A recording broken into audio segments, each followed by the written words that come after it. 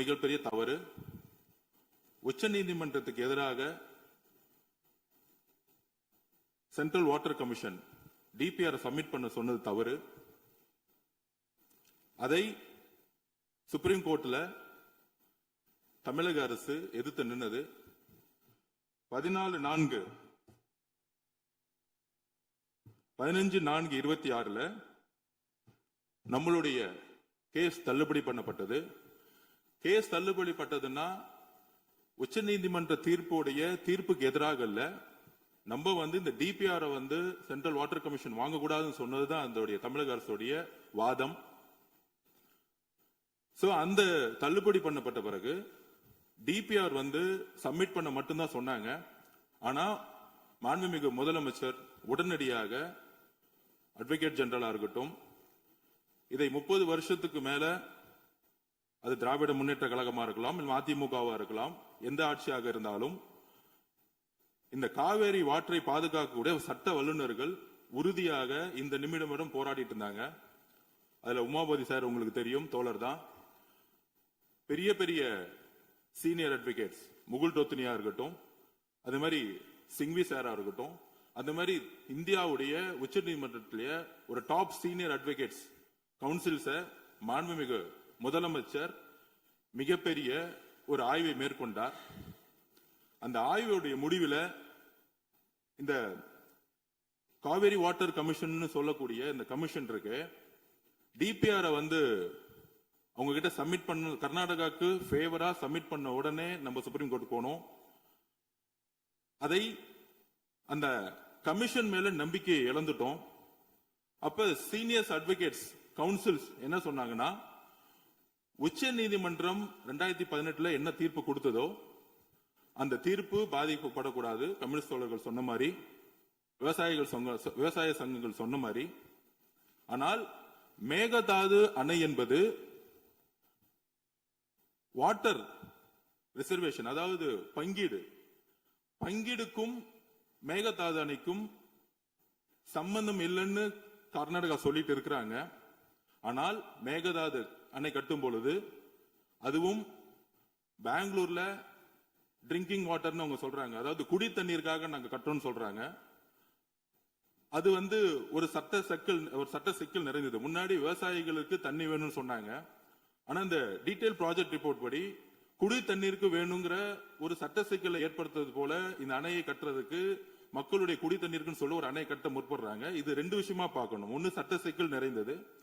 அப்படி சட்ட சிக்கல் நிறைந்து அவங்க சுப்ரீம் கோர்ட்ல டீடைல் ப்ராஜெக்ட் ரிப்போர்ட்டை காவிரி வாட்டர் கமிஷன்ல சப்மிட் பண்ண அலோ பண்ணும் பொழுது முற்றிலுமாக நம்ம காவேரி வாட்டர் கமிஷன் நம்ம நம்பிக்கை இழந்திருக்கோம்.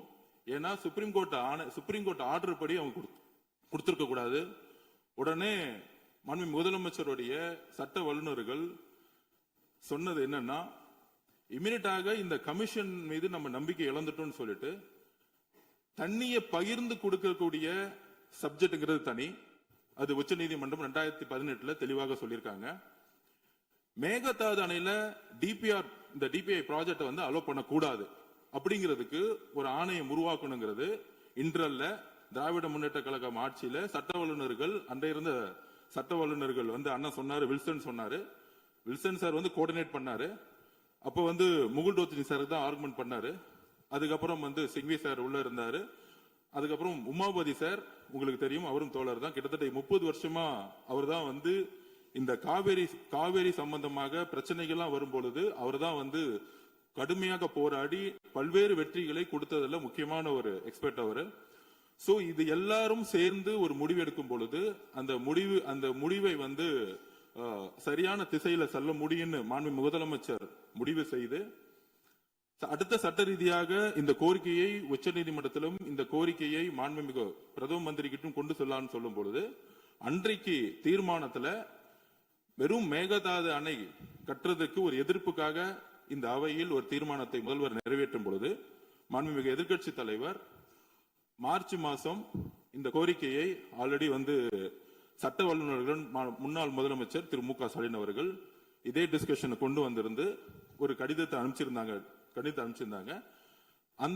அந்த விஷயம் உடனடியாக நினைவுக்கு வந்தவுடன் மாண்புமிகு முதலமைச்சர் அதிகாரிகளுடன் மட்டும் கலந்துரையாடல, உடனடியாக சீனியர் கவுன்சில் கிட்ட உடனடியாக சட்டமன்றம் நடந்திருக்கும் பொழுதே ஒரு ஆய்வை மேற்கொண்டாரு.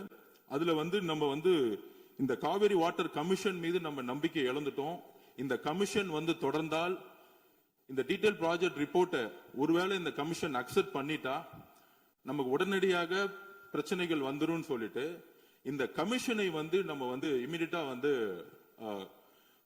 என்ன சொல்றது, அந்த கமிஷனை நம்ம உடனடியாக கேன்சல் பண்ணிட்டு புதிய கமிஷன்ங்கிறது முழுக்க முழுக்க மேகதாது அணையில அணை கட்டக்கூடாது அப்படிங்கிறதுக்காகவே இந்த கமிஷன் உருவாக்கணுங்கிறது தான் நம்மளுடைய சட்ட வல்லுநர்களுடைய ஆலோசனை. இதுக்கும் 2018 உச்ச நீதிமன்றம் கொடுத்த தீர்ப்புக்கும் சம்பந்தம் கிடையாது. இந்த மாதிரி சட்ட வல்லுநர்களுடைய ஆலோசனைப்படி நம்ம ஒரு ஸ்ட்ராட்டஜி எடுக்கக்கூடிய நிலைமையில இருக்கிறோம். அப்படி எடுக்கும் பொழுது நமக்கான கால அவகாசம் கிடைக்கும். அப்படி ஒரு புதுசா ஒரு ஆணையம் வரும் பொழுது அந்த ஆணையத்தில் உறுப்பினர் இருக்கக்கூடிய கீழே இருக்கக்கூடிய கேரளா ஆகட்டும், பாண்டிச்சேரி ஆகட்டும், நம்மளுடைய மற்ற மாநிலங்கள் கடுமையாக எதிர்ப்பு தெரிவிப்போம். நம்மளும் எதிர்ப்பு தெரிவிப்போம். அப்ப அந்த ஆணையம் புதுசா அப்பாயின்ட் பண்ணும்போது நமக்கான கால அவகாசம் கிடைக்கும். அந்த ஆணையம் அப்பாயின்ட் பண்றதுக்கே ஒரு 6 மாசம் அவ்வளவு 1 வருஷம் ஆகும். அதுக்கப்புறம் அந்த ஆணையம் 2018க்கான உச்ச நீதிமன்றத்தோடைய தீர்ப்புக்கான ஆணையம் கிடையாதுங்கிறத நாங்க திருப்பியும் விளக்கம் கொடுக்கிறோம். இதுதான் பதிவு பண்றோம். மேகதாது அணை சம்பந்தமாக அணை கட்டணமா கட்டக்கூடாதா, டீடைல் ப்ராஜெக்ட் ரிப்போர்ட்டை வாங்கினது தவறுங்கிறோம். ஆனா அந்த ஆணையம் வாங்கியிருக்கிறாங்க. அந்த ஆணையம் வாங்கி ஒரு தலைபட்சமாக முடிவு எடுத்துட்டா சட்ட சிக்கல்கள் நமக்கு மிகப்பெரிய லெவல்ல வரும். அதனால அந்த ஆணையத்தையே நாங்க நம்ம கேன்சல் பண்ணணும்னு சொல்லிட்டு ஒரு புதிய ஆணையம் மேகதாதுக்காக உருவாக்குறோம். இத 2 சப்ஜெக்டா நம்ம பிரிச்சு பார்க்கணுங்கிற நம்ம ஒன்னு உச்ச நீதிமன்றத்துடைய தீர்ப்பு, தமிழகத்துக்கு கிடைக்கக்கூடிய வாட்டரோடைய ஒரு நமக்கான உரிமையை நிலைநாட்டக்கூடிய ஒரு தீர்ப்பு. அதில் நம்ம வெற்றி பெற்றுட்டோம். அந்த இந்த ஆணையம் கை வைக்கவே முடியாது எப்பயும். ஆனால் கர்நாடகா குடி தண்ணீருக்குன்னு எங்களுக்கு டிஎம்சி வேணும்னு சொல்லும் பொழுது இந்த பிரச்சனை பிரியுது. முன்னாடி எப்படின்னா விவசாயிகளுக்கு தண்ணி வேணும்னு கர்நாடகா போராடினாங்க, உச்ச நீதிமன்றத்தில் போராடணும். அதுக்கேற்ற மாதிரி உச்ச நீதிமன்றம் 2018 தீர்ப்பு கொடுத்தாங்க.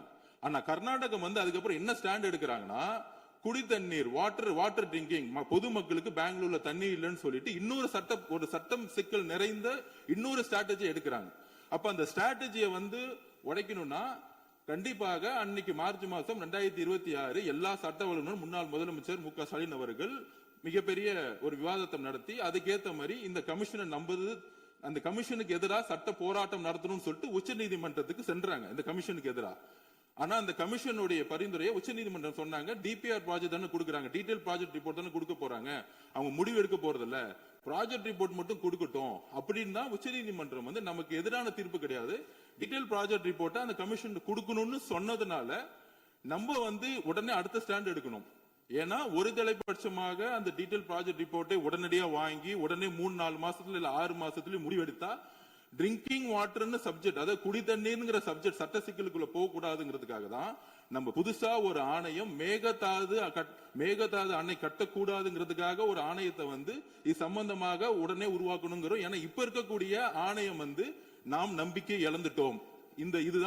இதனாலதான் மாண்புமிகு எதிர்கட்சி தலைவரும் ஒரு ஆணையத்தை புதுசா உருவாக்குங்கிறது ஒரு உமாபதி சார் ஆகட்டும், சீனியர் அட்வொகேட் கவுன்சிலுடைய கடந்த 30-40 வருஷமா நம்மளுடைய விவசாயிகளுக்காக யாரெல்லாம் சட்ட ரீதியா சட்ட வல்லுநர்கள் போராடினாங்களோ அவங்களுடைய அறிவுரைப்படி மாண்புமிகு முதலமைச்சர் இந்த முடிவை எடுத்து இந்த சட்டசபையில மாண்புமிகு உறுப்பினர் திருத்தல் தீர்மானத்தை கொடுத்தோம். இதுதான் எங்களுடைய பதிவு. உறுதியாக நாங்கள் சொல்லுகிறோம், கம்யூனிஸ்ட் தோழர்கள் எங்களுக்கு தெரியும், உங்களுடைய பிரதிநிதித்துவம் எங்களுக்கு தெரியும். நம்மெல்லாம் ஒரே கூட்டணின்னு சொல்றதோட தமிழக மக்களுக்காக ஒரே இடத்துல விவசாயிகளுக்காக எப்பொழுதும் நம்ம குரல் கொடுப்போம். அதை நாங்கள் உறுதியாக சொல்லுகிறோம். மாண்புமிகு முதலமைச்சர் உச்ச நீதிமன்ற தீர்ப்பின்படி நம்மளுடைய உரிமையை எப்பொழுதும் நிலைநாட்டுவார். இது ஒரு லீகல் ஸ்ட்ராட்டஜி அப்படிங்கறத நாங்க பதிவு பண்றோம். நன்றி. மாண்புமிகு பொதுப்பணி